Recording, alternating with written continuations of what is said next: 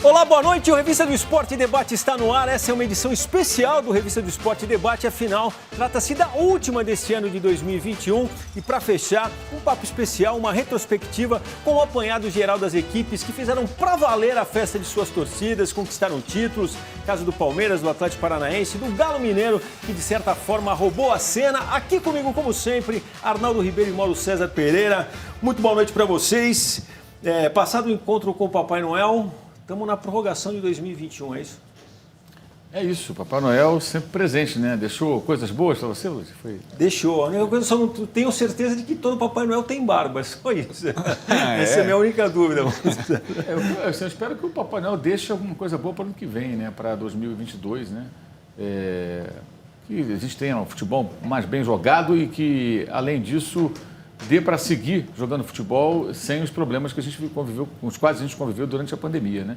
Esse ano, 2021, foi o ano que o público voltou, depois de um período muito longo, mas aí logo depois a Inglaterra começou a ter problemas ali com vários jogadores infectados, jogos adiados e tudo mais. Então, tomara que a coisa fique mais controlada, né? E que as pessoas se vacinem, né? Eu acho que essa é a grande questão, né? Esse é um detalhe importantíssimo. Esse é um detalhe muito importante, né? Papai Noel podia trazer várias vacinas, né? Deixar aí para essa sacola, galera, né? Na sacola, para resolver um pouquinho mais o problema. Dá uma olhada no sorriso do Arnaldo Ribeiro. Esse viu o Papai Noel, hein? Toda vez, todo ano. E é um ano diferente, 2021, né? Porque para o futebol brasileiro foram 2 temporadas em 2021. A de 2020, que acabou ainda no início deste ano, e a temporada de 2021 propriamente dita. Então, os nossos destaques de 2021, mas teve time campeão de 2020 em 2021. Né? Eu vou aproveitar que o momento é solene, especial, Mauro e Arnaldo, e vou resgatar um papo, porque durante o ano, aqui em uma das edições do Revista do Esporte Debate, a gente ficou naquela do jogo único, que você falou que não gostava, e eu confessei a minha, não adoração, mas que eu fechava o negócio. Estou curioso para saber o que pensa o Mauro César. A Conmebol adotou isso desde 2019, Mauro. Você é do jogo único comigo ou está jogando com o Arnaldo nesse negócio? Assim, eu acho que eu prefiro com 2 jogos. Eu acho que estão muito... Passa por onde? Pela injustiça que pode ter um jogo só? Não, acho que as tradições do futebol sul-americano estão sendo feridas pela Conmebol. Time entrando em campo junto, né? Que é uma coisa europeia. Aqui na América do Sul não é assim. Aqui entra um time, a torcida vai, o visitante, faz a festa para receber o time local. Isso é um ritual que faz parte da cultura do futebol sul-americano, não só brasileiro. Né? Então acabaram com isso. Vai tocar música, tem música, né? As competições aqui do Brasil também tem música. Muitas músicas são ruins, são horrorosas. Né? Então os caras entram enfileirados, aquela coisa meio militaresca, aí enfileira todo mundo, a bola na mão do juiz, uma bobagem, essa coisa de Premier League, que é sensacional como campeonato, mas tem lá o formato deles. E os caras estão copiando rigorosamente tudo, inclusive o jogo único, que na América do Sul, que tem um grave problema, que é a falta de estrutura das cidades. A gente não tem transporte ferroviário eficiente entre cidades e países da América do Sul, salvo raras exceções. Os aeroportos são menores, difícil chegar, difícil sair dos lugares. Então, por exemplo, Montevidéu, que foi o palco da final da Libertadores 2020 não conta porque não teve público no Maracanã. Né? Teve ali teve convidados, que já foi um absurdo, né? Porque a vacinação começou 14 dias antes aproximadamente e já teve ali 6, 7 mil pessoas. Mas enfim, agora com o público foi em 19. Aí teve aquela questão da mudança de local, o jogo seria em Santiago, por conta dos problemas que aconteciam no Chile, ele foi transferido para Lima, então foi tudo em cima da hora, a gente entende, foi em cima da hora, não encontra passagem aérea, falta hotel, mas deu certo. Dessa vez foi o tempo todo Montevidéu, e foi problemático. Teve gente que ficou em Buenos Aires, pegou o Buckbus, né, atravessou o Rio da Prata para ver o jogo no Uruguai e depois esperar até de manhã para pegar e voltar para Buenos Aires, onde estava hospedado. Teve gente que não teve onde ficar. A volta foi difícil, o aeroporto de Montevidéu é pequeno para uma demanda dessa. Dezenas de milhares de pessoas querendo ir embora do país ao mesmo tempo. Então, acho que as nossas cidades aqui na América do Sul, salvo exceções, elas não têm essa estrutura. E não há uma malha aérea ou ferroviária ou até rodoviária que permita a locomoção como na Europa. Na Europa é diferente. Lá sempre foi assim. Então, acho que pensa-se muito pouco no torcedor, ingresso muito caro. E aí agora, a Libertadores do ano que vem, né, de 2022, ela vai ter final em Guayaquil, que é uma cidade que não tem, por exemplo, voo direto de São Paulo. Não, absurdo. Que é a principal cidade do Brasil, onde tem o maior aeroporto. O portão de entrada e de saída do país. E eu acho que Buenos Aires também não tem.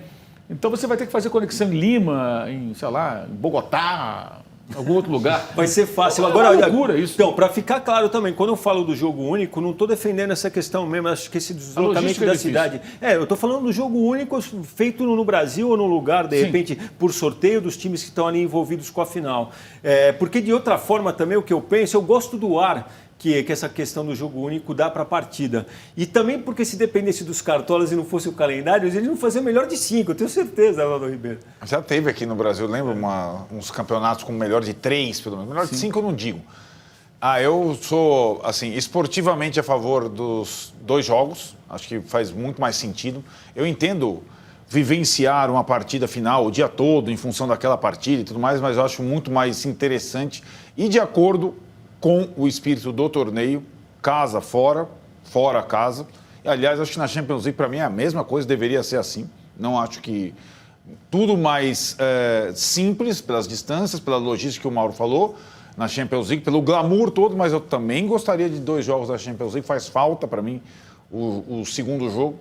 E acho que o Mauro pôde viver aí na pele, indo para Montevidéu, essas coisas, esses detalhes importantes que ele trouxe. Vamos pensar que Montevidéu é uma das principais cidades da América do Sul, e acho que não faz muito sentido e vejo como muito provável, com esse predomínio de equipes brasileiras em termos econômicos, mais brasileiros em finais da Libertadores e esses tipos de dificuldades enfrentadas por palmeirenses e flamenguistas nessa edição, e em outras também, como foi a primeira edição de Flamengo e River Plate. Bom, está dito, tirem suas conclusões aí, vocês que estão acompanhando a Revista do Esporte e Debate a respeito do jogo único. Já tivemos aqui as opiniões do Mauro e do Arnaldo. Vamos fazer um rápido intervalo e na volta vamos falar dos campeões Palmeiras, Atlético Mineiro, com uma campanha incrível no ano, e o Atlético Paranaense. Eu disse que o Galo roubou um tanto a cena, mas certamente queria essa taça aí que a gente vai ver na passagem para o intervalo e que ficou com o Palmeiras. Até já.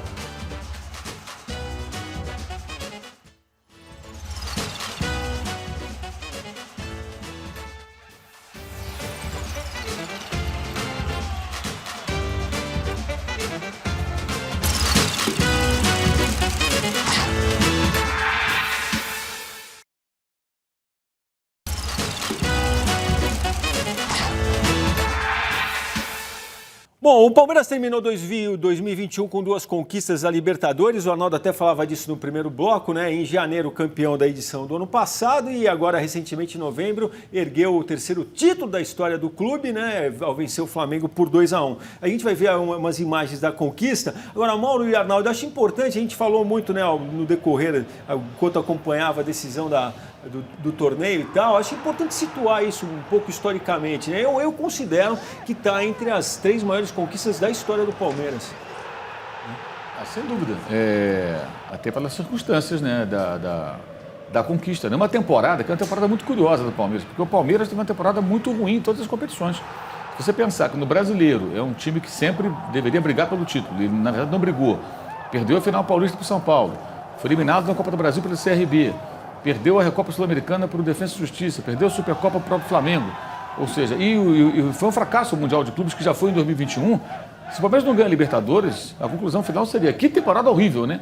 Mas a Libertadores tem um poder muito grande, ela pesa demais. Então, quando você conquista a Libertadores, ainda mais no duelo com um grande rival, e hoje o Flamengo é um grande rival do Palmeiras, isso apaga tudo. Tudo fica para escanteio. Mas foi uma temporada curiosa por essa razão. É o contrário do Atlético. O Atlético Mineiro teve uma temporada que ele ganhou o estadual, ele ganhou o Brasileiro, ele ganhou a Copa do Brasil e ele foi eliminado na Libertadores. Acho que jogou muito mal os 2 jogos contra o Palmeiras, mas por um gol fora de casa. Ele sequer foi derrotado. Então, o Atlético teve uma temporada mais linear. Tem seus altos e baixos, momentos ali de turbulência, uma derrota ou outra, um momento ruim, isso é normal. Mas foi um time mais competitivo ao longo do ano que teve até evolução. O Palmeiras não jogou as fichas todas na Libertadores, avançando do jeito que era possível. Você observa o seguinte: os últimos jogos do Palmeiras, quando São Paulo empatou 1, ganhou outro. Atlético empatou 2. Flamengo empatou um tempo normal, ganhou na prorrogação.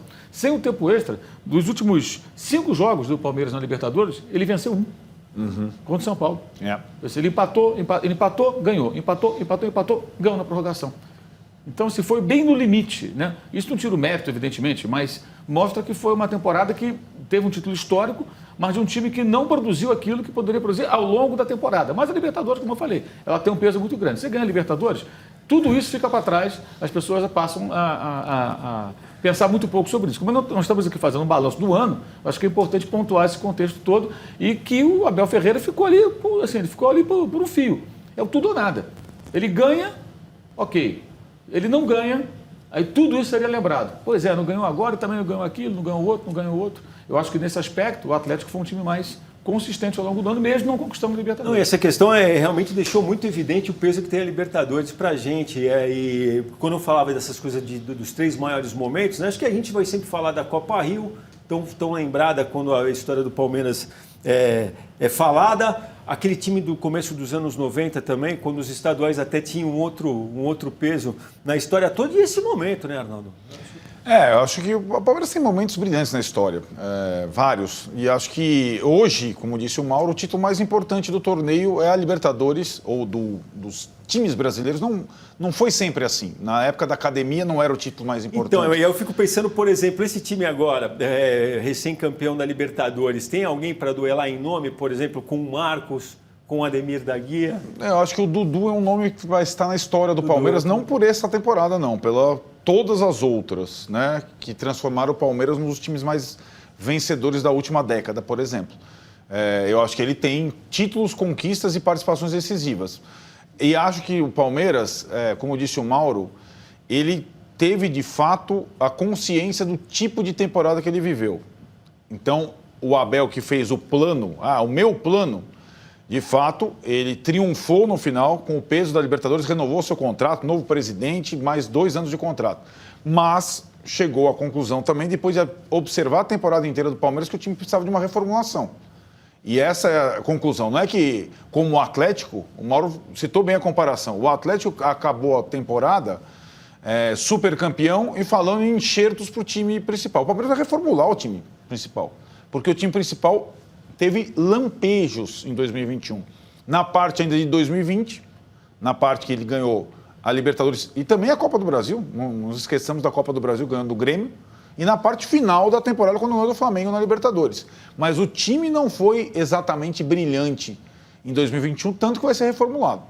Bom, a Copa Sul-Americana ficou também com o time brasileiro, né, em mais uma final entre equipes do mesmo país, assim como havia sido na Libertadores. O Atlético Paranaense venceu o Bragantino por 1-0, conquistou o torneio pela segunda vez na história, repetindo 2018. E aí eu pergunto para vocês, muita gente relativizou um pouco essa questão, mas o Bragantino sempre foi, pelo menos na nossa história recente, um modelo meio de gestão, de time que estava realmente em franco crescimento.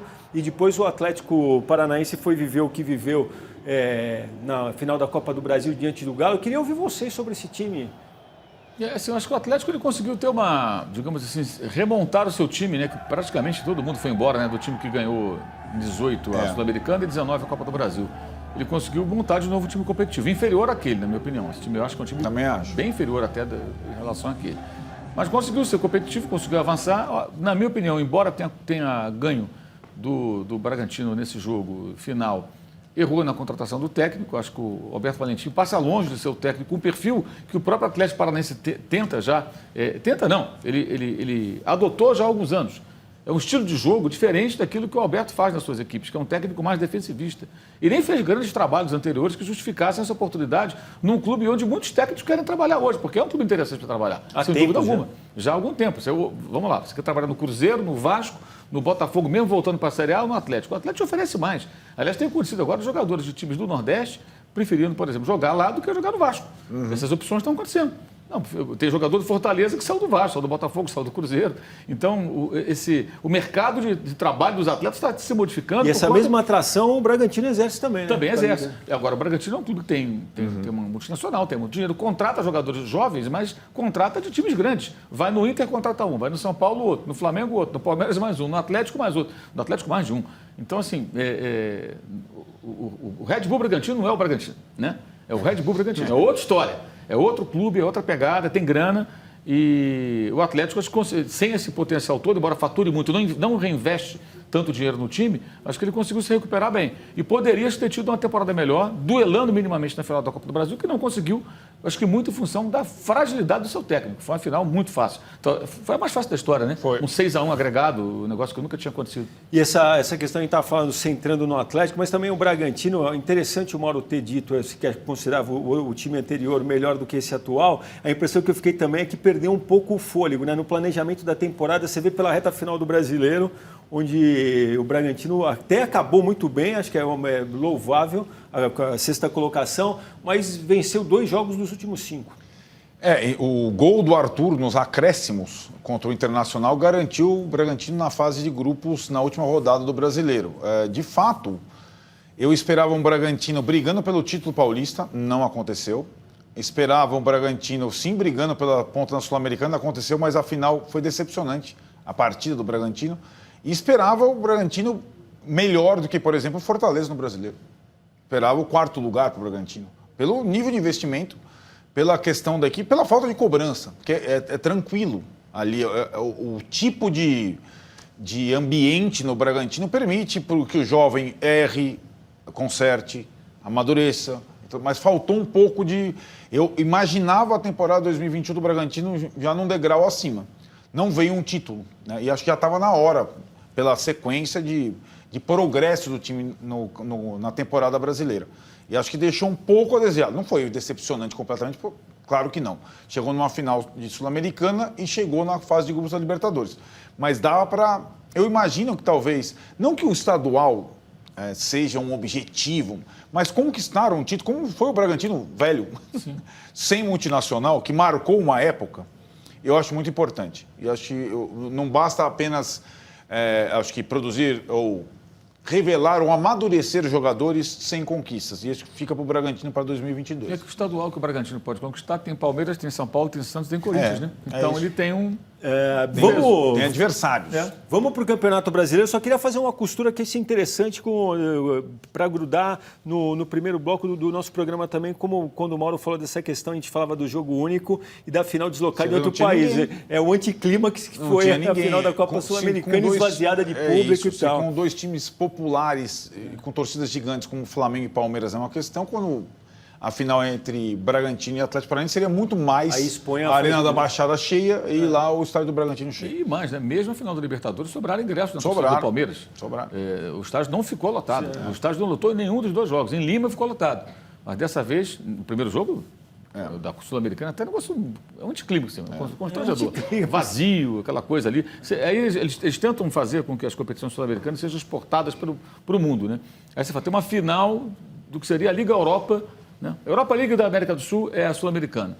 O cara está lá na Ásia, ou está lá no Canadá, ou está lá, sei lá, no Turcomenistão. Aí eu vou ligar até, vou assistir esse jogo. O jogo deve ser mais tarde, não tem ninguém no estádio, o cara olha lá, não, começou a transmissão, mas o jogo é daqui a umas 2 horas. Não, é agora. O público é esse. Porque são um time sem torcida, que é o Red Bull Bragantino, pouca torcida, e o outro, o Atlético, é um time de torcida local. A torcida está ali na região de Curitiba, basicamente. Exato. Então você não tem um volume de torcedores que vá se deslocar e lotar o estádio, e é bem esquisito aqui. Eu vou fazer o gancho também, lembrando, a gente vai falar do Galo, do Atlético Mineiro, campeão brasileiro depois de 50 anos novamente, e a partir do momento que a torcida pôde estar junto, realmente a torcida do Atlético grudou, a gente vai ver aí imagens da conquista atleticana, e a pergunta que eu coloco para vocês é assim, é o time do ano, é ou não é, Mauro? Eu acho que foi o time do ano, sim, sem dúvida, por tudo que a gente já falou, né? O Atlético ele foi muito mais consistente ao longo da temporada. Ele não jogou tudo por uma competição.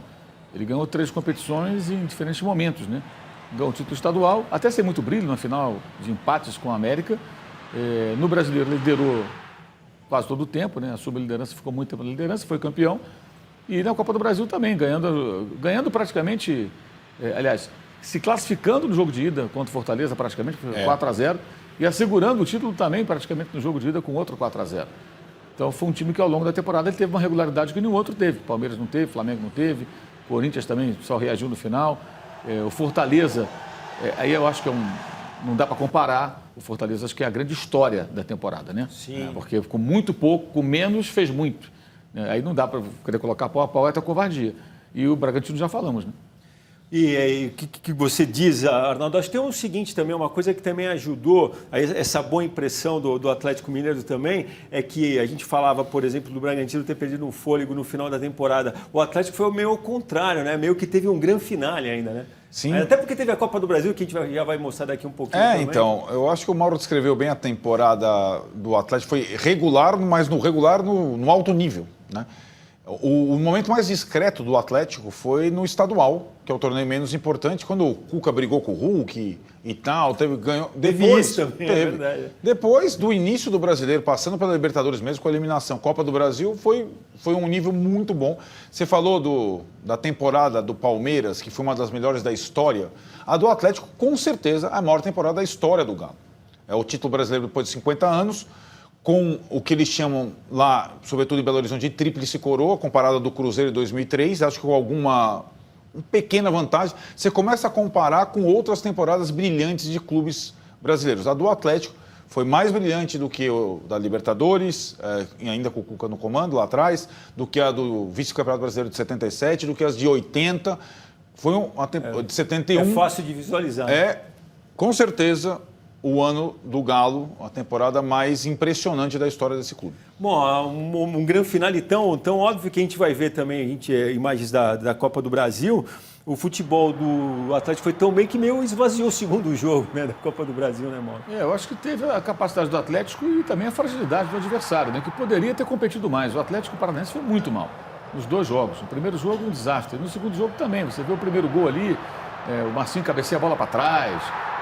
Os jogadores do Atlético entrando em superioridade, em maioria, contra a defesa do Atlético Paranaense. Acabou sendo muito fácil. Acho que o Atlético Paranaense, com um time inferior, mas bem treinado, bem estruturado, teria pelo menos competido. Não teve competição. Foi muito fácil. 2-0 do primeiro tempo em Belo Horizonte, dobrou o placar. Teve a questão que os atleticanos do Paraná reclamam de um pênalti mal marcado, um gol polemicamente anulado no segundo jogo. Mas acho que a diferença foi tão grande que mesmo esses eventuais erros de arbitragem, eles ficam diluídos ali. E acho que aí passa muito pela escolha do Atlético Paranaense. Eu acho que o Atlético escolheu o técnico errado, que não combina com a proposta de jogo do clube. E basicamente a estratégia do Roberto era o quê? Jogou contra o Flamengo do Maracanã para fazer o tempo passar, tentar achar um gol e aí ficar confortável. Fez o gol, ficou confortável. Contra o Galo, tomou o gol. Aí ficou completamente desconfortável, não tinha plano B nenhum. Tomou o segundo, tomou o terceiro, tomou o quarto. E aí chegou já derrotado praticamente para o segundo jogo, o Atlético se impôs com muita facilidade. Bom, acho que a gente tem que falar, o Mauro já deu a deixa aqui, né, a questão do Fortaleza, quando termina realmente muito bem para o Fortaleza e a torcida do Leão do Piscina realmente rindo à toa, não é para menos, campeão cearense, semifinalista da Copa do Brasil, pela primeira vez na história do clube, vai disputar a Libertadores, mas a satisfação dos torcedores do tricolor cearense se completou com a confirmação da permanência do técnico argentino, do Juan Pablo Vojvoda. Tem muitos méritos, hein? Realmente fez um grande trabalho nessa temporada, a gente vai ver imagens dele aí. Eu acho que o Mauro já falou que o Fortaleza realmente é o case desse campeonato brasileiro, mas o cara que a gente está vendo aí realmente merece um capítulo para ele. Merece, acho que a grande notícia para a torcida do Fortaleza é a permanência dele, teve proposta do Internacional e tal, chegou sem grande alarde e acho que fez um time ainda melhor do que aquele Fortaleza do Rogério Ceni, que também fez uma temporada histórica, ou temporadas históricas, né? O time... É verdade que no momento crucial dos três campeonatos ao mesmo tempo, ou das duplas funções e missões, o Fortaleza oscilou, titubeou. A goleada para o Galo na semifinal da Copa do Brasil, alguns tropeços no Brasileiro que ameaçavam a classificação para a Libertadores. A goleada no Clássico do Ceará, exatamente. Mas num sprint final conseguiu reunir forças para aí retornando os principais jogadores para garantir o quarto lugar. Convenhamos. Só esse negócio de mostrar que ficou só atrás de Atlético, Palmeiras e Flamengo. Então, o quarto colocado desse campeonato quase um título. Porque os três estão num estágio muito acima dos outros.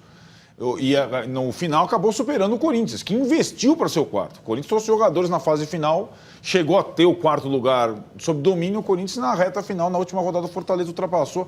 E é uma posição simbólica mesmo. Quarto colocado nesse campeonato é um baita feito. E a classificação para a fase de grupos da Libertadores também é um mérito inegável. sobretudo do Vojvoda. E tem uma coisa, né, Mauro, também, talvez se fosse um outro desfecho, né? Porque o que eu acho bacana também de destacar no Vojvoda é um cara novo. O cara novo não estava assim numa vitrine, é um cara que mexe no time, que com outro desfecho ia cair naquele clichê do professor Pardal. E é um cara com pouca rodagem, um cara que tem meia década trabalhando como treinador. Como técnico titular, né, sem ser auxiliar ou interino, são 2 clubes, né? Treinou Talheres, de Córdoba, na Argentina, e União La Calera. Ele foi vice-campeão chileno com um time que é um time pequeno. E o Talheres com ele subiu, voltou à primeira divisão, eliminou o São Paulo de uma Libertadores na fase inicial. Já tem aí alguns feitos interessantes. E acho que a escolha dele é boa, porque eu acho que ele precisa de mais tempo, mais casca.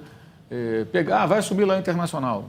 Digamos que ele nessa fase aí de nessa reformulação. fase do o Inter está numa situação que ele não sabe o que fazer da vida. Ele foi vice-campeão brasileiro com o Abel Braga, entrou um novo presidente, tinha a proposta de fazer uma grande reformulação até na ideia de jogo do clube. Aí contratou o Miguel Ramírez. O Miguel Ramírez meteu os pés pelas mãos também, quis fazer tudo ao mesmo tempo, não deu certo. Aí a pressão era insuportável, mandou embora, contratou o Aguirre, teve bons momentos, de repente despencou, não vai para a Libertadores, aí ele entra em 2022 sem saber o que fazer. Aí você pega resolve aí. E é diferente, né? O Fortaleza e o Internacional. No Fortaleza, mesmo tomando uma tamancada de 4 do Atlético na semifinal da Copa do Brasil, perdendo de goleada para o Ceará, as pessoas entendem o seguinte, ruim isso aqui, né? Mas, cara, se não fosse esse sujeito aqui, a gente não estaria nessa situação. Então, calma. No Inter, uma derrota por margem larga 4-0 no Grenal. Para o Grêmio, 4-0. E uma semifinal perdendo para qualquer um de 4-0 da Copa do Brasil, teria outra repercussão. Porque são clubes maiores, por todo respeito ao Fortaleza, são clubes maiores, são clubes que pesa mais, a cobrança é maior, a imprensa fica em cima, a torcida não tolera certas coisas, então acho que ele vai ganhar mais casca. E aí ele vai se preparar para, ou no Brasil, ou na Argentina, ou sei lá onde, assumir de repente um grande clube, um clube maior que o Fortaleza, um clube que tenha mais peso que o Fortaleza e que ofereça a ele elenco com mais qualidade para ele poder brigar, não pelo 4º lugar, brigar para ser campeão. Realmente foi uma grande escola. Gostaria de continuar a conversa, nos vemos na segunda-feira que vem. No ano que vem. Bom, nosso encerramento de hoje vai deixar os palmeirenses ainda mais orgulhosos. O Palmeiras, que deu muita alegria à sua enorme torcida com a conquista da Libertadores esse ano e mais, entrou para o seleto grupo dos times brasileiros que conquistaram o torneio 3 vezes, em caso do Grêmio, do São Paulo e do Santos. A gente fica por aqui. Juízo, torcida brasileira, muito obrigado pela companhia. O ano está no final, mas não acabou não, hein? Na quarta tem Revista de Esporte, temporada 2021 ainda. Até lá.